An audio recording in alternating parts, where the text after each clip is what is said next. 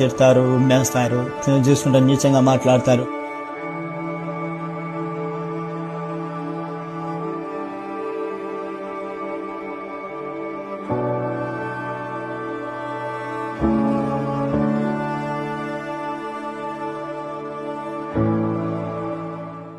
అయితే బ్రదర్, మరి ఇప్పుడు మీకు సువార్త పత్రికలకే ఖర్చు అవుతుంది, వీటన్నిటికి మీకు ఎలాగ సమకూర్చబడుతున్నాయి ఆర్థికంగా?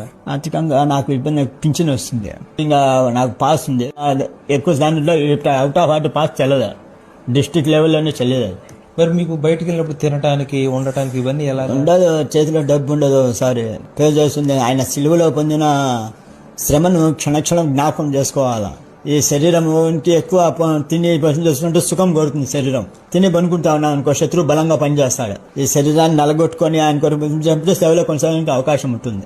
మరి అన్నం తినకుండా అలాగ సువార్త చేసిన రోజులు ఉన్నాయా?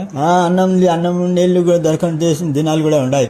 ఎక్కువ ఆకలి ఎక్కువ అయిపోయి చేస్తే అయినా నీళ్లు తాగుతూ ఉంటాయి. నీళ్లు తాగితే ఏం చేతిలో డబ్బు ఉంటే అయినా ఫ్రూట్స్, పండ్లు, ఆపికాయలు, కమలాకాయలు అట్లా తీసుకొని ఆకలి తీర్చుకో. మరి మీకు ఇప్పుడు రాత్రిపూట ఎవరన్నా ఆశ్రయం ఇస్తారా?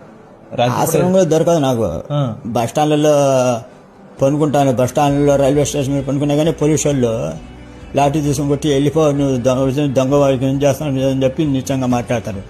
బస్సుల్లో, బస్ స్టాండ్లలో ఉన్న ప్రతి ఒక్కరికి వాక్యం చెప్పి, పత్రిక ఇచ్చి, సాక్ష్యం చెప్పి చూసి సేవ చేస్తాను.